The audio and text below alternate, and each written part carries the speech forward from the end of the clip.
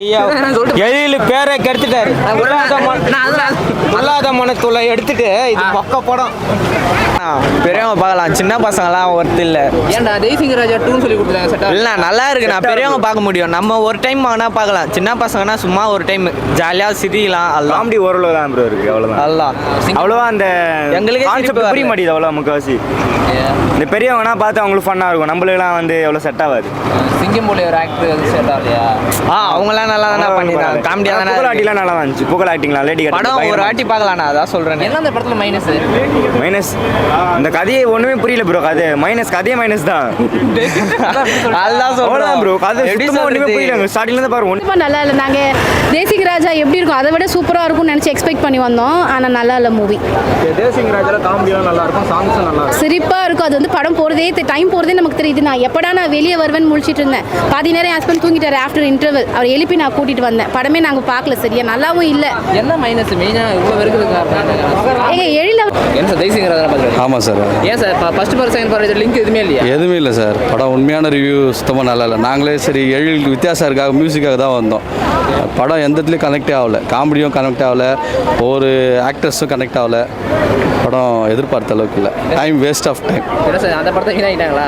படம் சுத்தமாக வீணாகிட்டாங்க, நல்லா இல்லை, சுத்தமாக நல்லா இல்லை. ஒரு படம் இல்லை ப்ரோ. என்னன்னா வந்து லைக் நாங்கள் எழிலுடைய படம் காமெடிஸ் இருக்கும், ஓஜி காமெடிஸ் இருக்கும்னு நினச்சி வந்தோம். ஆனால் அதெல்லாம் சுத்தமாக அந்த படத்தில் எதுவுமே இல்லை. ஸ்டோரியுமே பெருசாக இல்லை, கான்செப்ட்டுமே வந்து ஒரு விஷயத்தை சொல்ல வராங்கன்னா அதை ஒரே சீனில் முடிச்சிட்டாங்க. ஒரு செல்வாக்கில் இருக்கக்கூடிய ஒரு பையன் என்ன தப்பு பண்ணுறாங்கிறத அந்த படத்தில் காமிச்சாங்க, அதை ஒரே சீனில் அப்படியே கட் பண்ணி முடிச்சிட்டாங்க. படத்தில் கதைன்னு ஒன்றுமே இல்லை. காமெடிஸுமே வந்து ரவி மரியா அவர்கள் நல்லா பண்ணியிருக்காங்க. அவங்களுடைய காமெடி எப்போவுமே நல்லாயிருக்கும். அதே மாதிரி இந்த படத்தில் வந்து விமலுக்கும் சரி இன்னும் கொஞ்சம் இம்பார்ட்டன்ஸ் கொடுத்துருக்கணும், புகழுக்கு வந்து இம்பார்ட்டன்ஸ் கொடுத்துருந்துச்சு. ஏன்னா தேசிங்க ராஜா ஃபர்ஸ்ட் பர்சன் லிங்க் ஆகுதா? ஒரு அளவு லிங்க் ஆகலாம், நல்லா தான் ப்ரோ இருந்துச்சு. லாஸ்ட் பாட்டு நல்லா தான் ப்ரோ இருந்துச்சு ஃபர்ஸ்ட்லேருந்து. படத்தில் என்ன தான் மைனஸ்னால் எப்படி சொல்லுது ப்ரோ, விடுவோம் ப்ரோ. எப்படின்னா ஒரு நல்லா ஃபேமிலி கூட்டினா தான் பார்க்கலாம் ப்ரோ. பசங்க கூடலாம் போனால் இந்த மூவிலாம் அவ்வளோ சிறப்பு பார்க்க முடியாது. அவ்வளோ பேர் நல்லா தான் ப்ரோ இருந்துச்சு. இதுக்கும் ஆக்டர் அவன் நல்லா தான் பண்ணியிருந்தானுங்க. ஆனால் பசங்க கூட கூட்டினா தான் ப்ரோ பண்ண நல்லாயிருக்கும். நல்லா இல்லை, தனியாக பார்த்தா வேணால் ஃபேமிலி கூட வந்து பார்க்கலாம்.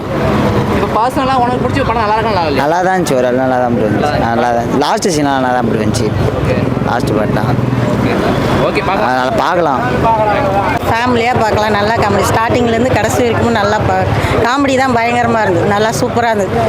தேசிங்க ராஜா 2 சூப்பராக இருந்தது. தேசிங்க 2 அந்த கதையும் சம்மந்தம் இருக்கா? சம்மந்தம் அது அதுலேயும் காமெடி, இதுலேயும் காமெடி. அதில் சூரி, இதில் வந்து புகழ், அவ்வளோதான் மெயின். ஆனால் காமெடி செம்மையாக இருக்குது, நல்லா பார்க்கலாம்.